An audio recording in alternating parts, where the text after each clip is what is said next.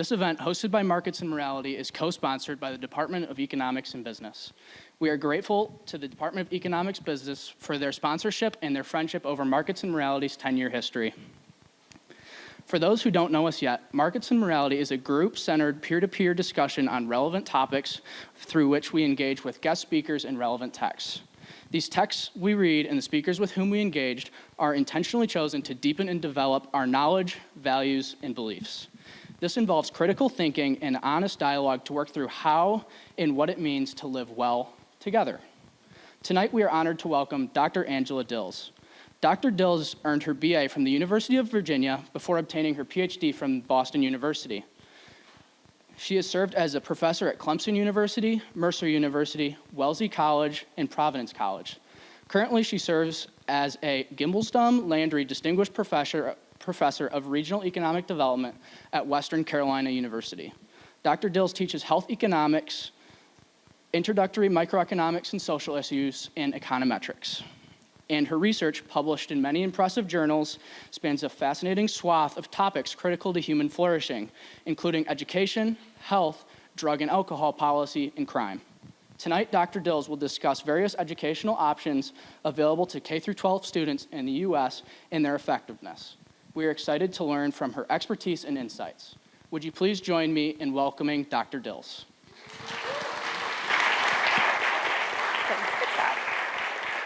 Awesome. Thank you. Thank you all for being here. As Jonah mentioned, I do a lot of research on education policy, on health policy, and others. I'm going to focus on my education policy here. But my interest in school choice in general started from as a high schooler. I went to a magnet school in Northern Virginia. My mother was a public school teacher for several decades until I retired. So I'm interested in school choice. Initially as a person who benefited from it, now, then as a researcher, now as a parent, and I'm going to share some of that with you today. So let me start with some basics. Schooling is important. You all are college students. I suspect you know that. But in general, schooling affects a wide range of metrics that we care about. People who go to school for longer earn more money. They're less likely to be unemployed.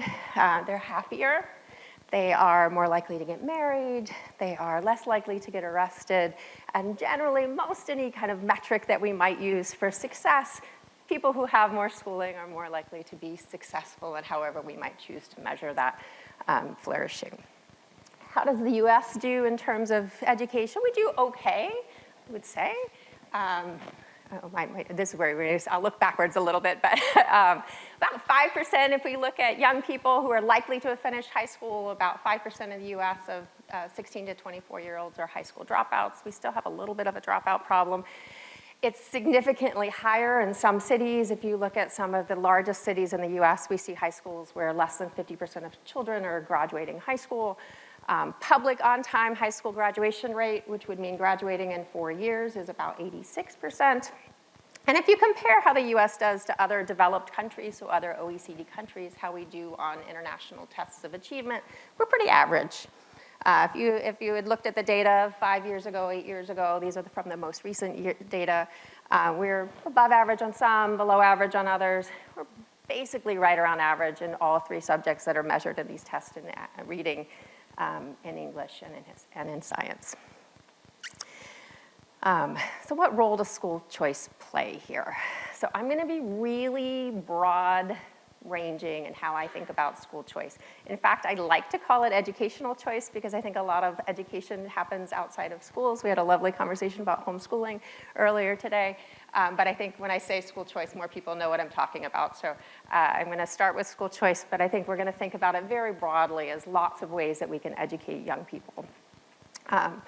So I'm going to spend a little bit of time talking about what school choice looks like in the US and in other contexts, and then we're going to talk about sort of what the results of it.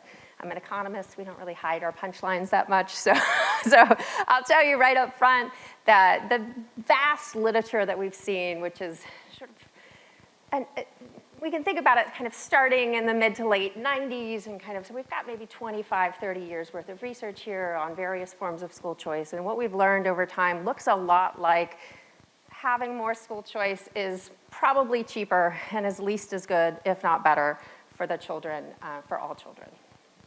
Okay. So how am I going to think about school choice? I'm going to think about school choice by characterizing schooling as having two main characteristics. Who provides it? Is it publicly provided or is it privately provided? And who pays for it? Is it publicly paid for or is it privately paid for? Okay. The vast majority of children in the United States go to what I'm going to call traditional public schools. I'll probably slip up and say TPS as traditional public schools because I'm going to say it a lot. These are kind of the typical publicly provided, publicly funded schools that maybe 80% of kids in the US attend right now. What does that look like? Well, let's get how many of you went to a traditional public school? Yeah, okay, sort of roughly, if I'm gauging, about the same number. Okay, what does that look like? So in some places, you have a lot of choice among public schools. So the map up here is a map of kind of the New Hampshire border with the Boston metropolitan area. These are school districts in New Hampshire, all of which are within kind of commuting distance of Boston. So if you got a job in Boston and were trying to decide where to send your kid to public school, you would choose a place to live, and part of that choice of where to live would include the school that your child attends. So you might go house shopping. It's Boston, it's expensive. So you go on Zillow or a place like that. It'll tell you all about the house, and all about the house includes what school your kid would go to. So this tells you the elementary, middle, and high school that this house is zoned for. It gives you some ratings from kind of online ratings of those public schools. And you buy a bundle. You buy a neighborhood that has a commuting distance to your job and a public school for your child. And in some places, like New Hampshire, you have a lot of choices. Okay? In other parts of the country, like all of Florida, you don't have as many choices. If you got a job in, let's see if I have another one. If you got a job in Miami, which is in Dade County, sort of in the bottom of Florida, right, in the southernmost part of Florida. If you got a job in Miami, you pretty much have the choice to send your kid to Dade County Public Schools. So even if we're thinking about traditional public schools, in some parts of the country, people have a lot of choice that's involved with traditional public schools. We call it TiVo choice for the economists in the room. In other parts of the country, you have very little choice among traditional public schools and still be able to send your, sort of live within a reasonable commuting distance of where your job is, okay? So there's research that compares places like New Hampshire to places like Miami, or places like Boston to places like Miami, and thinks about how children do differently in those different kinds of metropolitan areas. Okay, in some places, it's that zoning of your school district is not so tight, okay? And this is happening more and more, and Michigan has a little bit of this as well. In some places, you can say, well, I know I live in this school district, but I really want my kid to go to this school over here that I'm not zoned for, and you can apply to send your kid to a school that your house is not zoned for. Some areas of the country let you do this. Sometimes it's by city, sometimes it's by state. If a school is oversubscribed, they can either lottery, but typically what they have to do is lottery off those seats to any child who is looking to enroll to outside of their zone. Or a school can say they're at capacity and not taking students as well. But there is some flexibility here too. We see it in some big cities. We see it in some states. And there's some rankings here on how some states do this better than others. In Florida, it's relatively easy, for example, for you to attend a public school that's outside of the one your house is zoned for. In other states, it's less easy to do that. All right. Another example, publicly provided, publicly funded schools, like a magnet school like I went to. Maybe you've heard of some of them. My school's been in the news. Probably I see a little bit of nodding here. I went to Thomas Jefferson. If you've followed the news at all, we've not been in the news for very good reasons, but it's an exam school, right? I took a test as a middle schooler, and I accept sort of 400 kids out of Fairfax County every year to go to this fancy school where we studied lots of math and science. It was lovely, right? You could be the queen among geeks, right? It's awesome. Maybe other ones, I used to live in Providence. We have classical high school there. Stuyvesant in New York City is another sort of famous one. So if you sort of like thinking about high schools, these are probably the ones you've heard of. Boston Latin is the other one that's pictured here. They are publicly provided schools that pull kids from lots of other areas other than the place that your house is zoned for to give them specialized educational opportunities. Okay. There's some other publicly funded schools that are privately provided. Probably one of the weirdest, but I'll mention it anyways, are public academies. So in some parts of the country, New Hampshire is a good example, and the town of Derry, New Hampshire, it's too small of a town that they decided it didn't make any sense for them to have their own high school. They didn't have enough kids to support that. So what they do is they pay the local private school, Pinkerton Academy, to educate all of their high schoolers in their town. So the kids who live in that town get to attend the local private school, sort of with zero price to them, right, as if it were a public school, because the town has found this to be financially the most sort of viable option for them. It's kind of cool, but it's an unusual situation, but I mention it because it's kind of cool. So charter schools are probably the biggest case here that most of you have heard of, right? Michigan has charter schools. Has any charter school attendees? Couple, all right, good. All right, so charter schools, by their nature, were created to be, they're public schools. Public charter schools is how some people refer to them. They're public schools because they are publicly funded, but they are privately provided. One of the intentions behind creating charter schools was to allow kind of a different, to allow public schools to experiment more with how they delivered education by not being subject to some of the constraints that traditional public schools are subject to. Typically, they're funded less per pupil across the country. In many cases, sort of on average, this looks like 25, 30% less, but it varies a lot by state. Okay, so let me tell you a little bit about how public schools are funded in the US. Public schools get funding from 3 levels of government. So roughly speaking, 45% of funding comes from your local property taxes. You buy your house, your local government taxes your house, or you rent and it's sort of coming through your rent. And that money gets transferred to the school to fund all of its activities.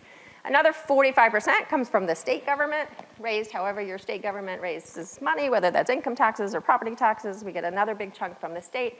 And then about 10% of funding comes from the federal government, which is usually for Title I programs, like free and reduced price lunches and things like this. So 45, 45, 10, sort of roughly speaking. In many states, what the charter schools get is the state chunk. So they get about half.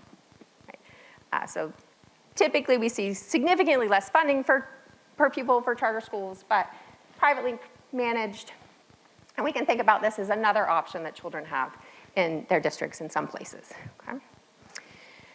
All right, and then sort of probably what most people think of when I say school choice is this. Right? Most people, when you say school choice, think of a voucher or an ESA. An ESA is an educational savings account. I'm also going to put in this category things like tax credit scholarships and tax deductions. All of these are ways that governments are taking public funding, providing them to families to spend on private forms of education. How it works exactly is it's going to differ a little bit. I'll talk a little bit about it. Why we have so many different forms is a little bit of a legal question, maybe not super interesting, but we can talk about that as well. But sort of at its basic sense, we can think about a voucher as saying, okay, like Florida just passed a universal voucher. Each family gets $8,000 a year to spend on private educational expenses of their choice, whether that's homeschooling their child, sending them to private school, whatever. Okay, buying books, buying a curriculum. They have to be in certain categories. There are some cool like apps that allow you to do this, just like you might claim your medical expenses on your medical savings account or something like that. So there's a list of sort of acceptable expenses, and you can take that money and spend it in the best way for your child. Education savings accounts differ slightly in a way that I think has better incentives, which is that the families get an amount. Let's call it $6,000. It's a pretty typical amount, $6,000 a year. They put it in an account, and you can spend it on education. In the same way you could a voucher, or you could roll it over and wait till next year and spend more of it next year, right? So you don't have to spend it all. So like there's a little bit of a, maybe you want to spend a little less now, and you want to save it up, and you want to spend more and sort of have a different high school experience for your child or something like that. There's a little more, a less use it or lose it kind of nature to it, which I like. Okay. And then other forms of this, like education tax credits and tax scholarships, work through the tax code, but sort of have the same flavor, right? You pay less in taxes if you're spending that money on educational expenses, and you're getting a subsidy to send your kids to private school. Okay. There are lots of these programs. There's roughly 63 various voucher and voucher-like programs throughout the US. I know there's more than 50 states, because some states have more than one voucher program, some states don't have a voucher program. I won't sort of talk about the coding, but different colors means different versions of vouchers, ESAs, tax credits, scholarships, tax deductions. You can kind of see like Florida has several of these.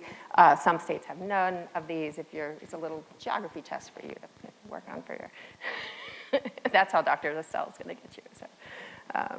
Of who has school choice. But there's a number of programs here, and there's a lot of research that's going to compare sort of children in these states before and after adoption of programs, children who live in states that don't have programs and things like that. All right. And of course, so those are all our publicly funded options. What about our privately funded options? So we have privately funded, privately run schools, which are what we just call private schools, right? Any private school attendees, can I ask? All right, some. Okay, roughly 10% of children in the US attend a private school. Growing up, I always thought like private schools are either like what wealthy kids, really wealthy kids did, or like kids in trouble did. I don't know, that was like my stereotype. I did not go to private school, obviously.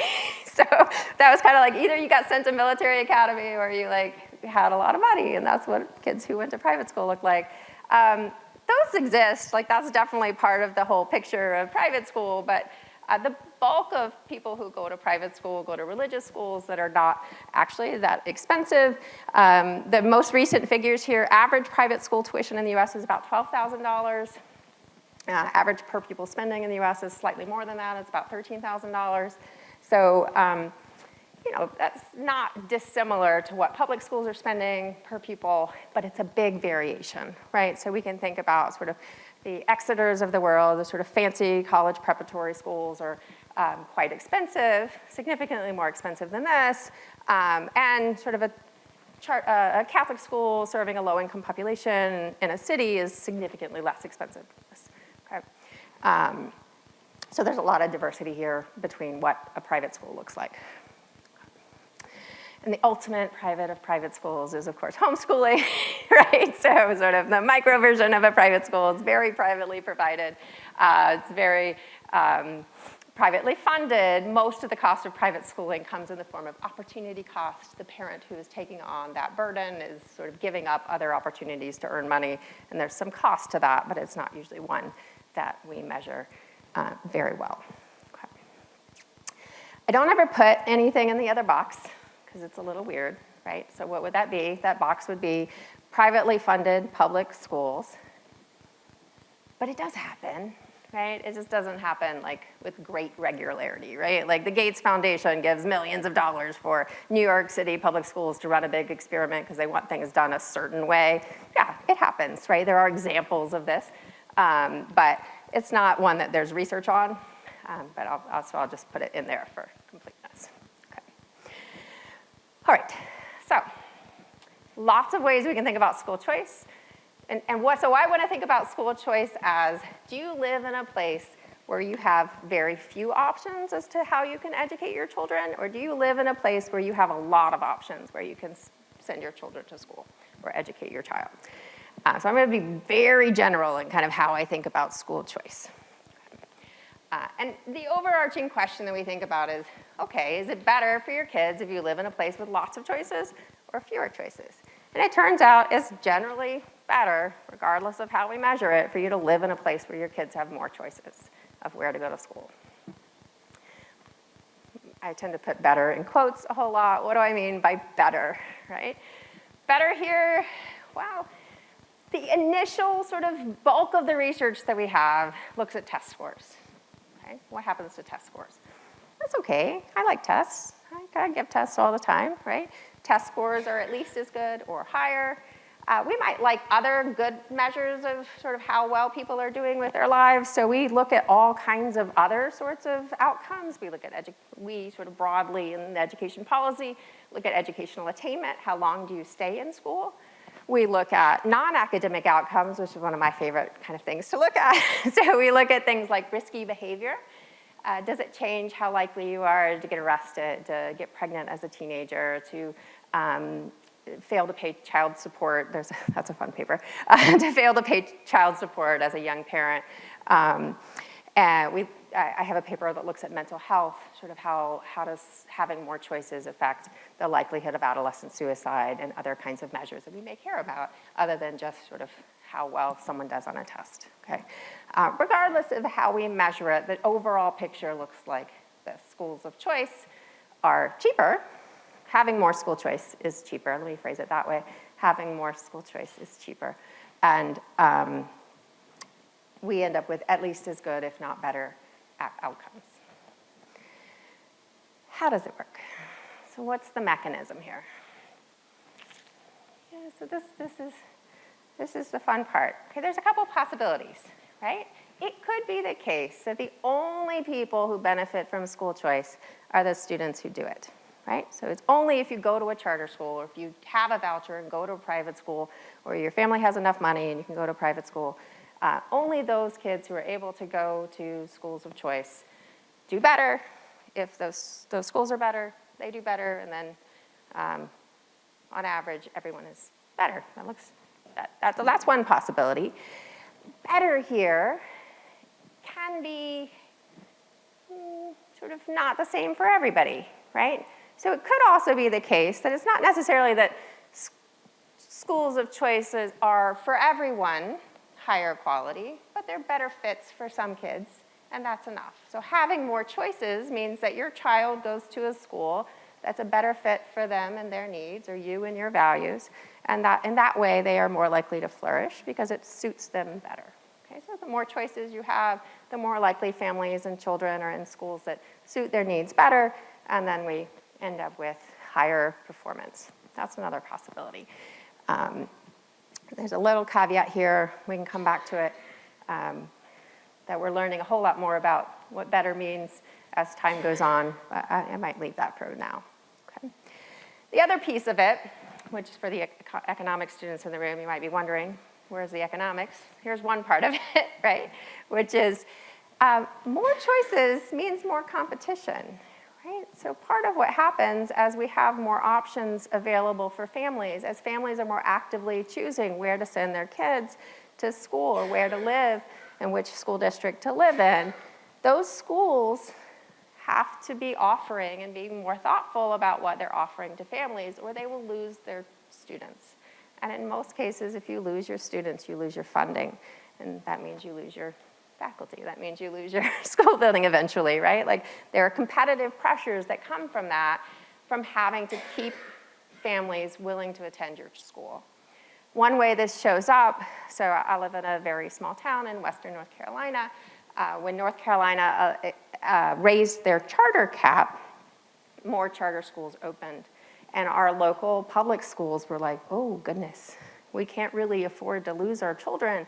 And they started advertising. They started saying, sort of in ways they hadn't been before, saying, you know what, here's some excellent things our schools are doing.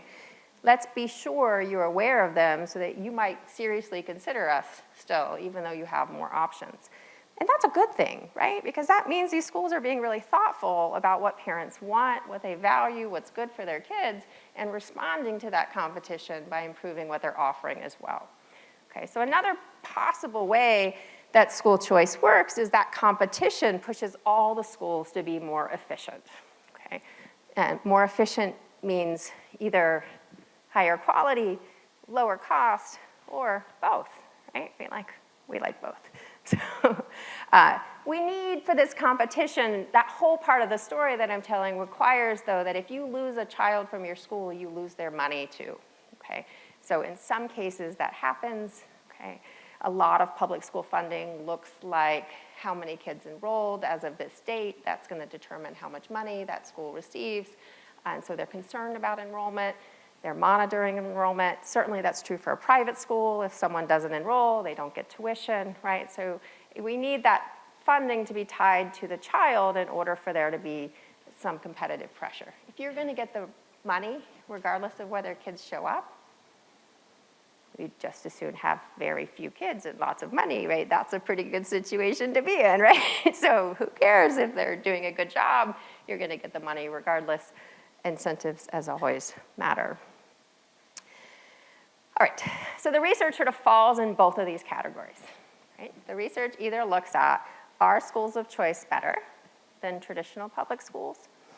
Or is living in a place like Boston better than living in a place like Miami? And then the second piece of that is what happens to students who stay in the traditional public schools when more competition is introduced? Sort of, do we see that competitive effect from having more choices for families? Okay, so we get a little bit of evidence on both. These are surprisingly hard questions to answer well. Okay, so here's the students I talked to earlier today that are sort of econ research students got to totally see me geek out on the data today, and I'm gonna geek out a little less and be a little less technical today, but I wanna give you a sense of how hard this is because it's important when we're thinking about the research, okay? So the challenge is this, right? We wanna compare kids who have more choice to kids who don't have as much choice, but the problem is, and sort of what their outcomes look like.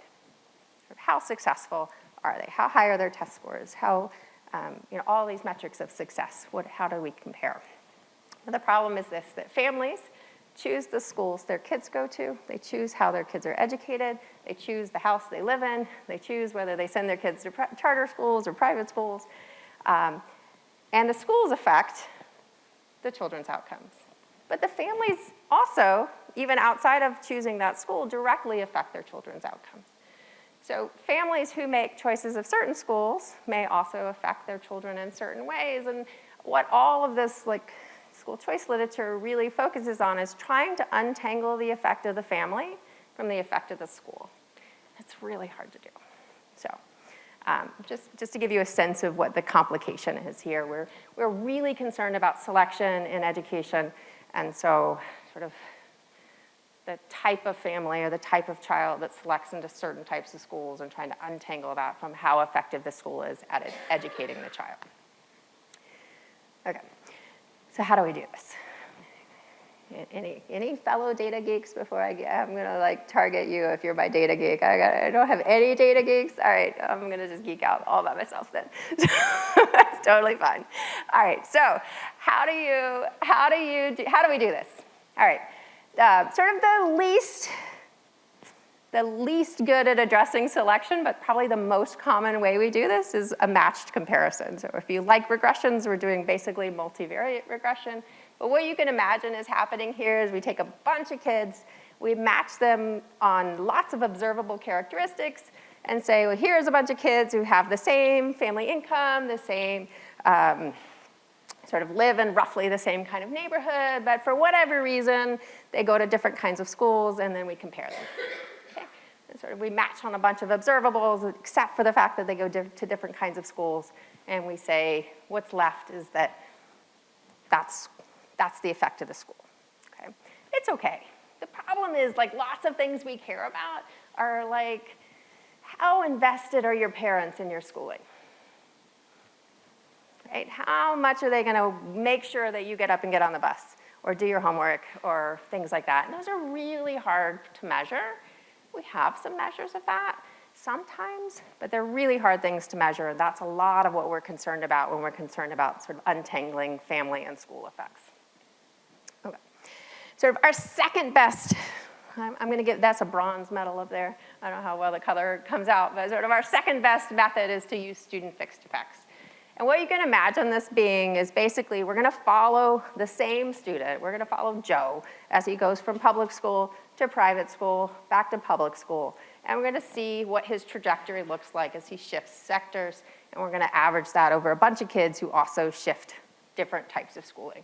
Or maybe their family moves from one city to another, or one school district to another, and we can think about how that looks.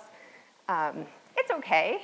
The reason it's only okay is like people don't randomly change schools, right? Like why did he leave public school? Was it because it was going really well for him, or was it probably because it wasn't going that well and he moved, and so we're a little concerned about that. So we can control for lots of interesting things about the kid, but we're worried about why that's changing over time, and so it's not bad, but it's not great. Oh, our choice number three, sort of our silver medal here, is doing instrumental variables. There's not a non-techie way to, I'm looking at Sarah like, help me here. There's not a non-techie way to describe it. I'm gonna do my best though. Okay, so basically what we're thinking about with instrumental variables is we need some reason that causes some kids to go to different schools that has nothing to do with those kids' level of success, okay? So one example that's fairly commonly used would look something like this. They look at sort of a national sample of kids, some of whom live in areas, in cities that 100 years ago had a big Catholic population, and some of them live in cities that 100 years ago had a very small Catholic population. And the nice thing about that, like what does that have to do? Well, we need two things to be true. We need the fact that places that had lots of Catholics 100 years ago have more kids who go to private school. That is actually shockingly true. So even today, 100 years later, we see the effects of that history of Catholicism because the Catholics opened a lot of private schools and they've persisted throughout. So we get something sort of that changes how likely kids are to go to private school. All we need also to be true is the fact that there were lots of Catholics 100 years ago doesn't affect children's success today, which seems pretty plausible, I think, right? I'm kind of okay with that. So that's sort of the kind of thing we need. It's hard to find a good instrumental variable, as you can sort of see by the story I'm having to tell here, but there are a few that exist in some contexts and things like that, so it's pretty good. And then our favorite, our best way is like random assignment. And random assignment looks like this. In some cases, particularly with charter schools, we get some great experiments that are run, and what these look like is a new charter school opens. They have 400 seats, 800 families show up and want to send their kids there, and the school says, how do we decide? They're required to decide by holding a lottery. So they put a bunch of ping pong balls and, you know, kind of shush them up in a bin. Like, I mean, you can watch movies of them, right? Like, it's not, it sounds silly, like why not just use a random number generator on your computer? But they use the sort of ping pong ball, they pull it out. It's like, you won bingo, your kid won the lottery. Your kid gets to go to the charter school, your kid does not. 400 kids win, 400 kids lose, and we can compare them. So the nice thing about this is we've got 800 kids, all of whose families wanted them to go to the charter school. So they look pretty similar in terms of their motivation, their willingness to go to this extra effort, but some of them get to go and some of them don't get to go, and we can see how they then do over time. So this is sort of our ideal situation of how we would like to think about the effect of a charter school and the like. Okay. But it's a little harder to come by. Okay, what about homeschooling? I have no idea. Got nothing. Okay. I'll tell you this. So we had this a very long conversation about this earlier. I'll give you a sort of short piece of that. What we know about homeschoolers is this. On average, they do pretty well. So kids who are homeschooled on average have higher test scores, higher educational attainment. They look pretty good. What I don't know about homeschooling is whether they're doing really well because homeschooling is really effective, or if they're doing really well because they would have done really well anyways, because they have families who are heavily invested in their education and willing to spend all that time and energy on them. Maybe they would have been that awesome to begin with. I have no way of knowing. I'm pretty sure the homeschool community is not going to let us experiment on them.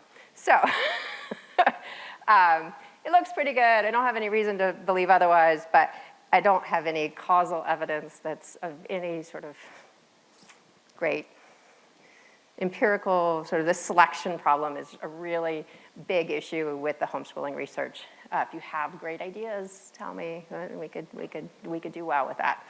All right, so I'm going to kind of sweep it under the rug for now. But, so let's think about it. I'm going to very sort of, I'm I'm going to summarize sort of what this literature looks like by the quality of the literature, okay? Yeah, I can't see it either, even with my glasses on. So. All right, so what does it look like? Sort of when we do match comparisons, the research is not totally awesome here. Like we might get some fairly, we see some schools of choice look the same, maybe they're worse, maybe they're better. The better we do at dealing with the selection problem, the better schools of choice look. Okay, so when we're really good at thinking about untangling the effects of family from the effects of school, it looks a whole lot more like schools of choice, charter schools, private schools, things like that, do better, do at least as good or better than traditional public schools. Okay? They are generally also cheaper. Okay? Certainly they're cheaper from the taxpayer's perspective, but also cheaper on average. And better here in lots of ways. Better in terms of test scores, better in terms of keeping kids in school longer, keeping kids out of jail, keeping kids from getting pregnant. And always and everywhere, families whose kids send their kids to schools of choice are happier. That one's never mixed. It is always the case that when families are more actively engaged in making a choice for their child, that the parents are more satisfied with their choice. Okay. That's pretty good. How much better? Like 10% better, right? Like, which, it's hard to move student achievement, like, period, the end. Occasionally I teach a class on the economics of education, and my students get very disheartened by the end of it, because it's basically like, well, we tried this, and it did this, and we tried this, and it did that. And basically, it's really hard to move the needle. And in fact, of all the things we've tried over the last, say, 50 years, since about 1970-ish, probably the thing that moves the needle the most is school choice, but I don't want to fool you in thinking these effects are huge, right? They're better, but they are not enormous, okay? They're as one of the best things we can do, but still not huge. What about, this is a summary of the literature from EdChoice. Sort of, they're not sort of grading the research in the same way that I'm grading the research, but sort of just giving you a really broad-based, up-to-date kind of summary of all the papers and estimates out there about school choice. EdChoice is a school choice proponent. I'm going to put that out there just to be sort of fair here, right? But here's 175 different studies about the effects of school choice, almost all of which find positive effects. A few negative effects, but not more than we would expect due to just the way statistics work, okay? Okay, what about everybody else? Okay, what about kids whose parents don't make a choice? What about kids who stay in the traditional public schools, either because it's the best fit for them or because their parents aren't actively choosing differently for them? What happens to them? Most of this literature looks at charter schools or vouchers, so we'll look at those two sort of. The other ones are a little bit harder to think about. Most of the literature looks at charter schools or voucher programs. The evidence on charter schools is pretty mixed to zero, right? Traditional public school students look about the same, okay? Which I think is about what I would expect. So some children are leaving, and the children who stay, in general, they get more funding per pupil because not all of the funding is going to the child who leaves to attend the charter school. So the traditional public schools tend to end up with slightly more funding per pupil. And if we're thinking about sort of the kind of distribution of children who stay in traditional public schools, it's probably the tails that are leaving, right? So the traditional public schools also have an opportunity to better tailor their teaching and their sort of services to the children who remain. So I might expect them to do at least as well, if not better. In addition, competitive effects might lead them to do better. We see sort of, fairly mixed results here on how charter schools affect traditional public schools. With vouchers and tax credits, the evidence is significantly less mixed. So the overwhelming evidence when a state adopts a voucher program or a tax credit or a tax scholarship program, generally what we see are sort of beneficial effects on students who remain in traditional public schools, that those competitive effects are quite strong. Here, stronger than what we see with charter schools. Many benefits from both charter schools and voucher programs are accruing to the kinds of students who are likely to be in lower quality traditional public schools. So lower income kids whose parents can't afford to be in high quality school districts and the like. All right, with a caveat. Okay, so if you follow school choice debates, a lot of people are like, hey, wow, but what about Louisiana? Yeah, my ladies over here are like, yeah, what about Louisiana? Yeah, it's a good question, right? So one of the more recent voucher programs that's been evaluated is the one that happened in Louisiana, and the results did not look that good, right? And in fact, a lot of the kids who went to these schools didn't do that well. And we had a pretty sort of, wow, unimpressive effects of this new voucher program in New Orleans on the students who took advantage of them and on this in particular. But it turns out that what New Orleans did is they said, well, if you want to take a voucher paying student, if you want the children who enroll in your school to be able to spend the voucher at your school, you have to comply with a whole list of things. And it turns out that the only schools that wanted to do that were the schools that weren't doing that well and they needed the money. So the failing schools in the city said, oh, look, wow, yay, subsidized children, we'll take them. But they tended to be sort of the bottom third of private schools. There were a lot of private schools in New Orleans who just opted out of the program, said it wasn't worth it for them to comply and to take the money. They didn't particularly need it.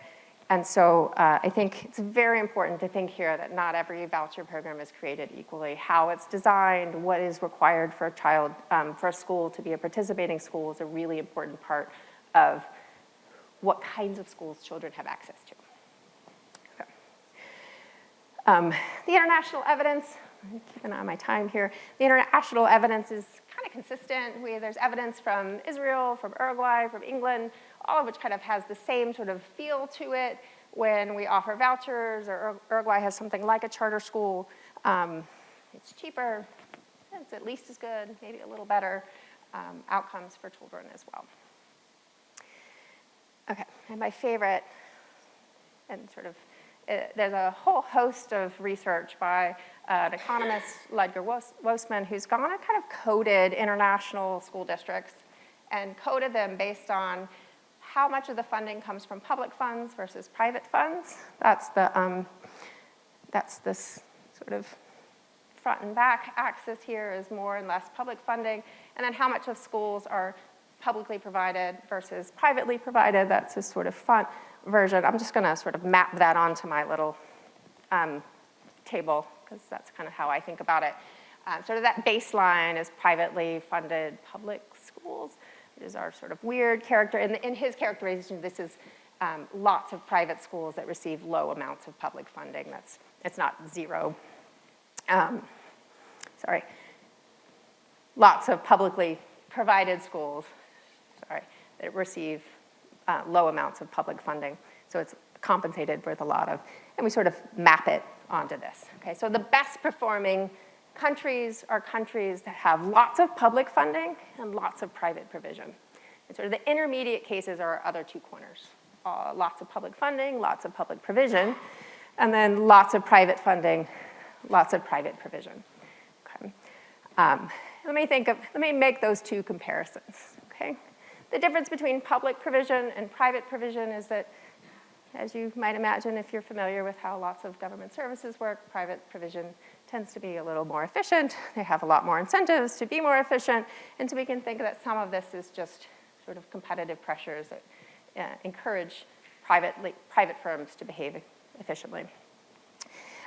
One of the things I think is really interesting is this other comparison between lots of public funding and lots of private funding. So it turns out lots of public funding is really good for test scores. And it's really good for test scores because low-income kids, if you look specifically at their test scores, they do a whole lot better when there's lots of public funding. Okay? And so we end up with this sort of beneficial effects of public funding and private provision. All right, so who are the winners? I had second thoughts after we came up with the title, Sarah. Lots of people win, right? It's not totally made a win-win, right? Economics, trade, it's all made a win, right? Children who attend schools of choice benefit from attending those schools.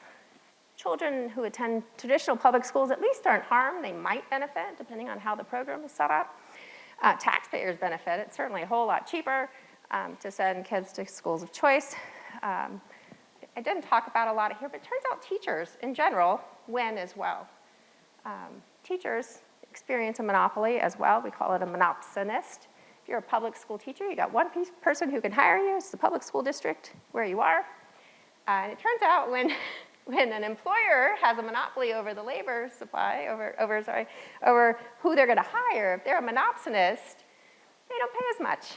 But when they have to compete to hire teachers, teachers get paid more. They may not stay public school teachers. Some of them shift into other sectors. They become charter school teachers or private school teachers. But in general, what we see in the wake of school choice is that teachers benefit too. So why not? We see more of it. I struggled to come up with losers. My losers here, probably the teachers' unions, because really, they are public school teacher unions. They don't unionize all the teachers. And what happens when those teachers leave for other opportunities, when they leave to go to charter schools, when they leave to go to private schools, they're no longer members of the union. So they don't pay dues, and so they don't have sort of all the money and power that they had before. I'll add one more here, which is probably, if you're not a very good teacher, you don't have those opportunities. That charter school is not going to hire you because they don't have to, right? The private school is not going to hire you, or they're not going to keep you because they don't have to. So there are probably some teachers here who lose as well. Okay. But in general, it's cheaper, it's better. We should do more of it. But I'm happy to entertain whatever questions you have in the meantime. So thank you for your attention.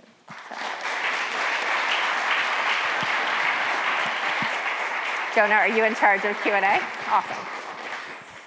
So thank you again, Dr. Dills, for the great lecture. I'll be sort of running around with the mic, so if you could just put your hands up, I'll get around the room and we can start the Q&A. Nobody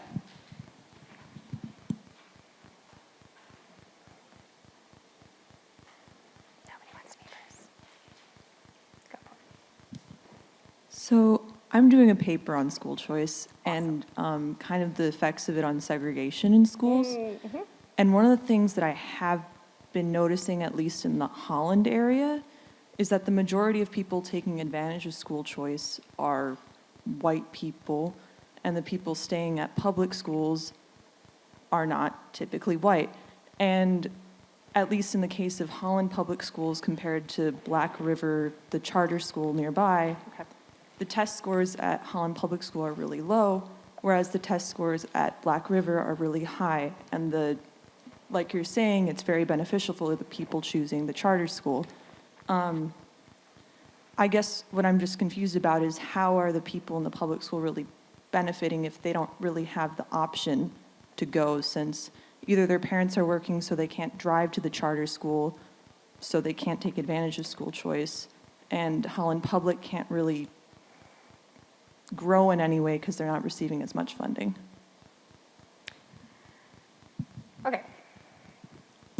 There's a lot of things there. So some of which I didn't talk about. So let me talk a little bit about them. So I think one of the big concerns is that with school choice is part of what you're expressing, which is sort of what's going to happen to the racial composition of schools. Okay. To preface this is also, it's actually surprisingly hard to measure racial. It's not hard. We know who's in the schools. That part's very easy to measure.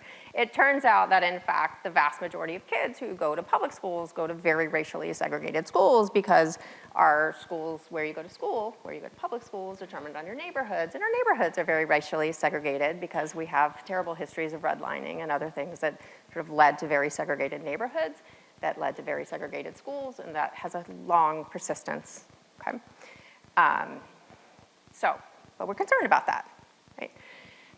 So then the challenge is, of course, you're taking kids from very segregated schools, and maybe you have different amounts of, so even if we then saw very segregated charter schools, they're already leaving a very segregated school, right? And so generally what we find is that, so private schools generally are not less segregated than public schools are.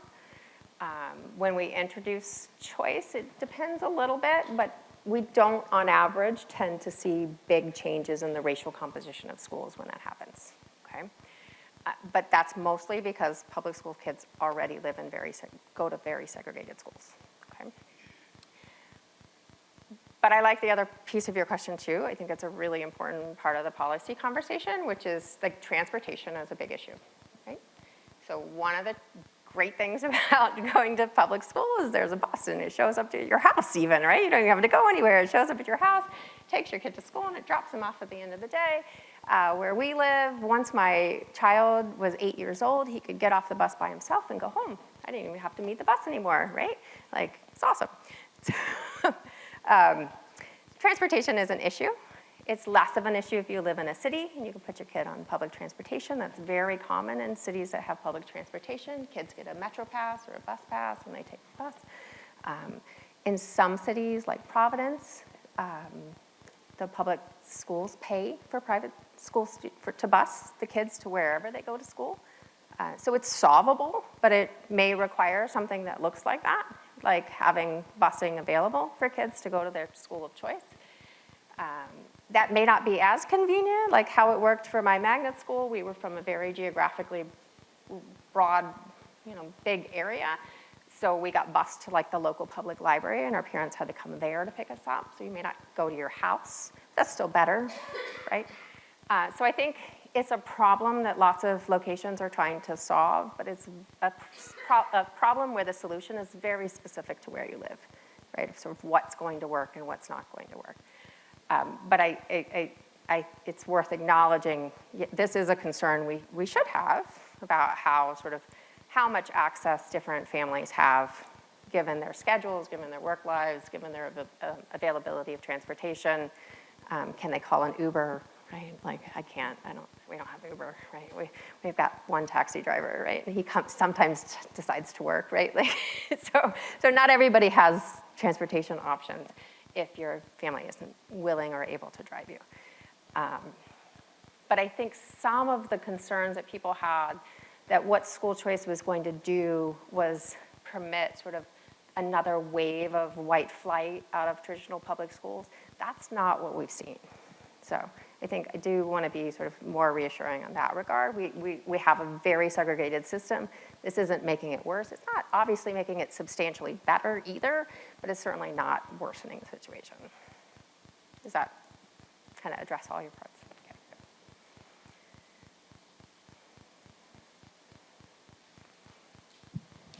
All right, I'll ask a question Go for if it, I Jana. could. So I think we'd both agree that public schools are around for the long term with the legislation that's in place. How do we bridge the gap from where public schools are today to trying to converge closer to test scores and other benefits we see in school of choice? Like how can we make public schools better? Yeah. Can I summarize your question like that? Yeah, so I think, and this may be the economist in me, but I think part of what needs to happen is we need to let schools that are not good at their jobs go out of business. And I think we're really good with when charter schools are failing, they close, right? When a private school can't attract families, they go out of business, right?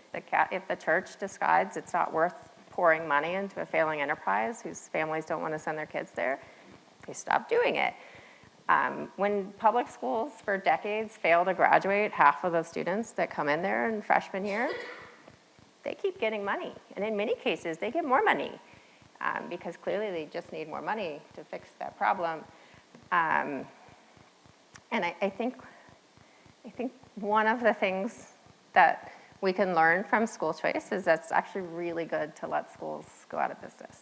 It's not to say there's not costs to it. It's costly for a child to change schools for whatever reason they're changing schools, whether it's because a parent gets a job or they divorce or whatever, or their school fails.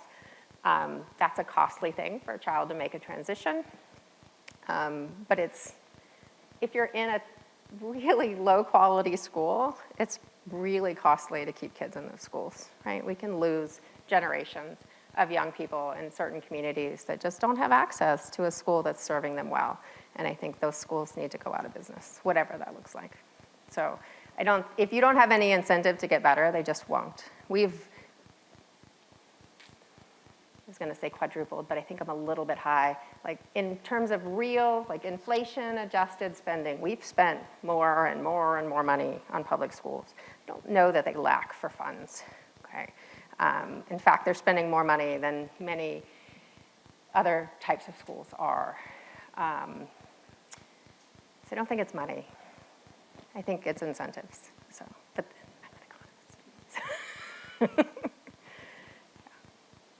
Yeah. So I found the instrumental variables when you were talking about that really interesting, and obviously the results seem to back it up a decent bit. Specifically, you talked about like the Catholic faith and then the population. I was wondering if there was any like substantial like other ones that you saw that produced like similar results. Yeah, so the other one that's probably common, I'm going to find my maps for you. Maybe. They're very back at the beginning, right? The other fun one that I like is Carolyn Hawksby's sort of paper, who used to be at Harvard, she's at Stanford now. And basically what she does is she's trying to think about this kind of school choice, like between places that have lots of school districts and places that have very few school districts, metropolitan areas that have lots and metropolitan areas that have few school districts. So what she does is she, or probably really her grad students, like sat down with all the maps of these school districts and measured all the rivers and how they ran through the cities. Because it turned out like a lot of these school district lines were drawn across bodies of water that would have been hard for a child who was walking to school, or however they might, sort of low-tech ways of getting to school to cross. And so they drew the boundaries based on this. It turns out that really watery places have lots of school districts and really dry places have fewer school districts. So she uses, but we're pretty sure that how much water is in your area doesn't affect your children's outcomes. So those are the two things we need. We need the instrument, which is going to be like how long the rivers are to affect how many school districts there are, but not to affect children's outcomes. So she uses this as an instrument to think about how test scores are affected by living in places like Boston versus places like Miami, and finds that it's good for everybody to live in places with lots of school choice, with lots of TIVO, residential school choice among traditional public schools. A friend of mine and I have a similar paper that looks at arrest rates and kind of rely on her instruments and find something similar. We see less adolescent crime, fewer arrests for a variety of sort of typical for teenagers crime that happen in places where there's more traditional public school choice compared to those where there's less. So that's another fun one for you. Yeah, there's not a whole bunch of them, right? The problem is so many things affect children's outcomes, it's hard to come up with things that don't have a direct effect. There are a lot of instrumental variables in other education things, but they mostly rely on terrible things happening. So in Germany during World War II, for a while they were just conscripting men as they finished high school, but then they needed more. So they just decided to take not just the seniors, but the juniors too, and pull them out of school to send them to war. And you can kind of take that cohort and say, here's some who got 11 years of student school, and here's some that got 12. How'd they do? So a lot of them kind of have that feel to them. Sort of something random, typically something terrible happens, and how did that affect outcomes? So. Fun. Economists love a clever and instrumental variable. So, what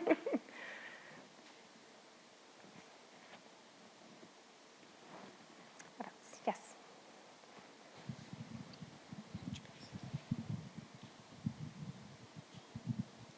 So I was just wondering, have you factored like schools for kids with like disabilities into like this research as well, or is that kind of excluded from this? Yeah, so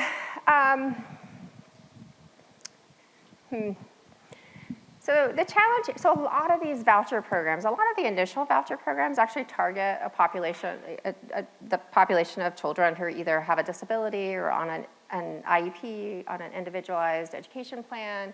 A lot of these initial sort of voucher programs were kind of meant for children who have very specific needs. So there are programs that look like that. The challenge when sort of it is kind of thinking about what's the right measure of success for children that we can universally apply to a population, some of whom maybe sort of have disabilities that affect their life, but maybe in less substantial ways, and some who have sort of really debilitating disabilities. We have a big, wide-ranging population that might be affected by this. Generally, what looks like these programs, like parents like them, maybe share a story for a friend of mine whose daughter, not long after birth, was diagnosed with a degenerative muscular disease. And for them, what it means is that they can use the voucher funds for her to have equine therapy or speech, a whole host of services that the school may not be able to provide, but with the funding they receive from the state, they're able to tailor an educational program that's very specific to their children's needs. I think one of the challenges that we always face when kind of thinking about that population of children is what's the right amount of money, right? Like the way the public school funding works is schools that enroll more children who have, or on IEPs, in many cases, they get more money for each of those kids than they would for a child who's not on an IEP. Right? And so we need to sort of think about sort of what's the right amount. I think that's an important part of the policy discussion. The research here is definitely more limited, and I think that's because it's hard for us to have a measure of success that maybe works for everybody. Right? But parents like it.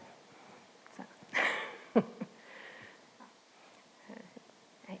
I laugh a little bit because most people like the things they choose anyways, right? So if you actively choose something, it's hard to say you didn't like what you chose, but yeah. Anything else? Yes. Y'all are like the best audience for waiting for the mic, I have to say, that I've ever seen. Thanks very much for the talk tonight. And I'm just curious, you haven't mentioned much about the role of public sector teachers unions in traditional public schools. What are your thoughts? I mean, some people say they're the root of the problem. Some people say they're glorious and they're servants of America. What's happening there in your view? Where do I fall in that? Where do I fall in what was servants or the root of the problem? Servants of America. Servants of America or the root of all evil? Wow, that's a pretty big range. Okay, so I think that they're a labor union and they act like a labor union does, right? So it's Michigan, right? You guys know what unions do? Yes? So unions, the job of a labor union is to protect the people who belong to the labor union. And typically what this looks like is they negotiate a contract that applies to everybody. So they negotiate wages and hours and in many cases a whole host of working conditions. For teachers, this is very state specific exactly how this works, but for teachers, what this looks like is they negotiate contracts. Those contracts have compensation that's based on how many years you work for the school district, how many years you worked as a teacher, and how many degrees you have, and that's about it. And then they negotiate a whole host of working conditions, which include things like, what does it take to fire a teacher? What does that process look like? It looks really good for the teachers, so in most places, right? And that's okay, that's their job. The job of a labor union is to protect the members of the labor union. That's what they're in the business of doing. But if what they tell you they're in the business of doing is doing what's best for your kids, they're lying to you because that's not their job. Their job is to protect the teachers. Now it is the case, the vast majority of teachers care a lot about your kids and they want your kids to do well. But but they're a labor union, right? They're not a parent union, they're not a child union. They're negotiating on behalf of what's good for the teachers. What are the working conditions that are good for the teachers? What's gonna happen if you have a terrible teacher? Are they gonna get fired? Are we gonna let them quietly quit and join another school district without warning the other school district that they're terrible? Yes, we are gonna do that, in fact. So I call it kind of in the middle. I think, so on the ground, I think that's sort of the big thing to keep in mind, is they're not angels, they're a labor union. They're out to protect the teachers. And I don't blame them for that, that's their job. They're also very politically connected, right? They donate a ton of money at a lot of different levels of government. So in many school districts, school districts have a school board, right? That school board's like, sort of in its idyllic form, is a bunch of parents who are advocating for like the kind of schools they want for their kids. In practice, what this looks like is like the teachers sort of say like, well, we want this person, and they're gonna really be supportive, and they're really good, and they're really well organized, and they're really good at getting the kind of people who are gonna support their vision of schools to get elected to school boards.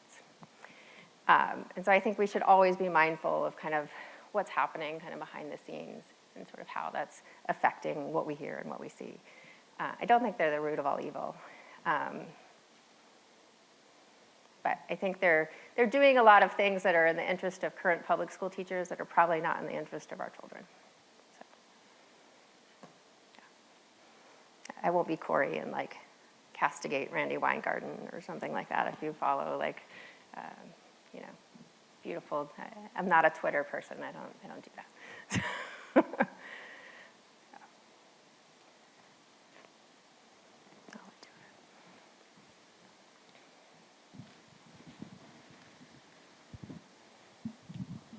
So you talked about the benefits of letting a school fail. I was wondering if there are other solutions when it comes to a school that is, for example, like super rural, like maybe the Upper Peninsula or, I don't know, Iowa, places where there might not be another school for half an hour or 45 minutes from where that public school is located. Where I live, yeah. Yeah, so I was just curious if there are other like methods for improving it. Yeah, so I'll talk about my community maybe because I'm more familiar with it. So I live in a town of about 4,000 people. We have a local high school, graduate about maybe 100 kids a year. Our county does not have a charter school. There's one in all of the surrounding counties. So you could go drive 30, 45 minutes and send your kid to charter school. There's one sort of Baptist private school in town, and there's one like Presbyterian school maybe 30 minutes down the road. That's like, those are our options, okay? And what we end up getting is most people go to public school. A big chunk, a surprisingly, a sort of larger than average chunk, about 10% of our children in the county are homeschooled, which is definitely above kind of national averages, even post-pandemic. So I think what you're saying, like if our high school was totally terrible and ought to close, what are all those kids going to do? Can I reframe your question like that? Is that kind of what you have in mind? Right. Well, so I think there's a couple possibilities, right? Like one, the schools don't have to be that big, right? Like the schools could be smaller and there could be more of them, and I think that could be beneficial. One of the disadvantages of having a small high school in particular is sort of the range of course offerings you could have. The way our rural high schools deal with that in North Carolina is they can take online classes either from North Carolina Virtual School, North Carolina School for Mathematics, or lots of them just enroll at the local community college for the last 2 years of high school and do that instead. I think if we're kind of flexible at sort of how we think about schooling, there are lots of more options we could do. And I think one of the things we've seen in the last, say, 5 to 10 years, but certainly during the pandemic, in the more recent history, is parents and education entrepreneurs sort of trying lots of new things. So we see hybrid homeschooling. which is kind of what it sounds like. You might go to school, and I'll put school in quotes here, for 2 or 3 days a week, and you're home the other 2 or 3 days a week. Co-ops, homeschool co-ops, where we have, those are a little more long-running, where we have sort of groups of families that come together to kind of support each other in the areas where those parents feel less capable of teaching. Lots more virtual schooling options. I think that doesn't work for every kid. But I think we can sort of be very flexible in how we think about education and not necessarily think about it happening in a big school with lots of people. It doesn't have to look like that. So I think one of the things we've seen, like Milwaukee had the first voucher program, and when they started offering the voucher, we saw like dozens, 100 new schools start in a year or two. Like, I think what's hard to think about generally with economics and with change is like, what is that going to look like? Because we don't know, right? But I think what we've learned with all the experiments we've had in the last 30 years is that people are entrepreneurial. People have lots of ideas about better ways to educate kids. We just need to make it easier for them to do that, and I think they will step into those breaches. So. Someone else had a hand over here, but I don't know who it was. Oh, yeah. Oh, either way, we'll make Jonah walk. Thank you, Jonah. All right, let's say the Secretary of Education asks you, they say, what's the one policy I can implement to best further the educational flourishing of the citizens of the United States of America? What would you say? I would literally take that $13,000 a year per people and give it to families and say, have at it. I think some of those families may choose to keep their kids in public schools, and that's great. And some of those families may make wildly different decisions, and that's great. And some of those families may make terrible decisions, and I'm okay with that. But I think that, and this might get a little bit back to the teacher union's questions, right? Like, I honestly believe that parents not only have the best interest of their children in mind, but they have the best information about what their children need. And let them make those decisions. And maybe that will require us providing parents with more information. That's fine. Let's do that. But I think that would be my solution. I don't think he's going to call me anytime soon.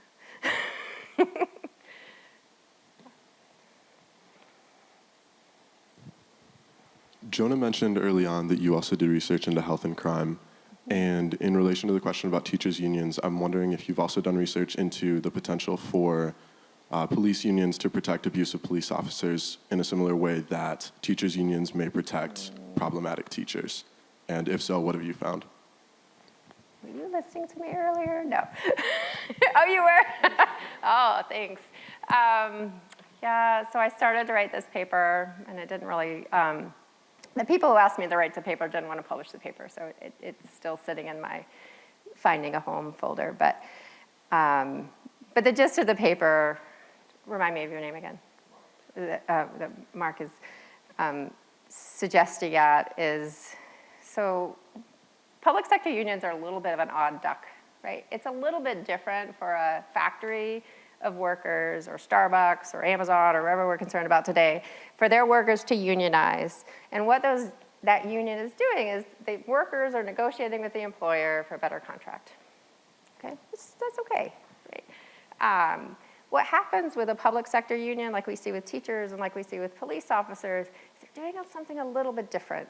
So the teachers union or the police union is negotiating with like the school board or your county commissioners or whoever's hiring, whatever level of police officers we're looking at here. They're negotiating a contract that neither of those parties, they're not paying for, right? You've got somebody over there negotiating for a contract that you're gonna pay for through your tax dollars. And so they don't really care that much about the dollars in the same way that Amazon cares about what they're negotiating, right? It's a little bit, there's a step there's a third party there that's paying for everything, which is all of us as taxpayers. And I think that's problematic, and it's different in a very important way, which is that who's paying the money is not the same person as who's deciding how to spend the money. So number one, that's sort of one big similarity. And I think sort of, so I didn't do any what I would call sort of my own research. Sort of what I was doing was kind of pulling together what we already know, both about police unions and about teachers unions. And there's a lot of kind of disturbing similarities, right? Maybe one that kind of ties back to in some of our earlier conversation is kind of what happens when a teacher or a police officer is either really bad at their job or does something egregious, right? They sexually assault a child. They shoot a suspect, or at a traffic stop, they kill someone. A police officer kills someone. Like, terrible things happen, right?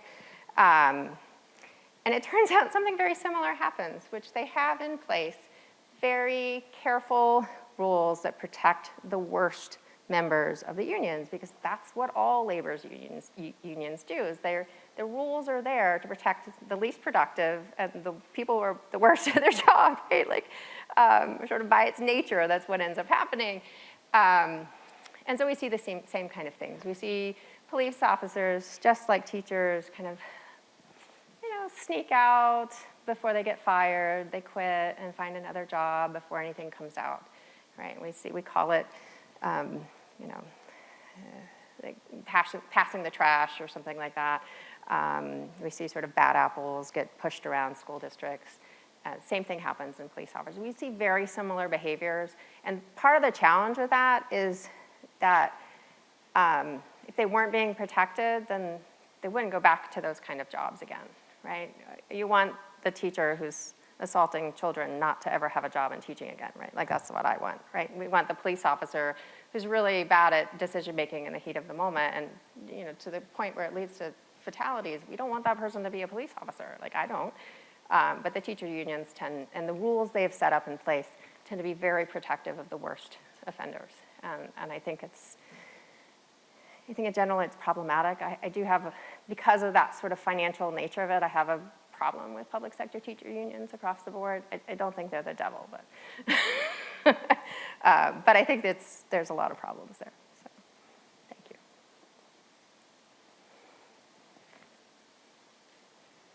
Anything else? All right, so this will be our last question for whoever's next.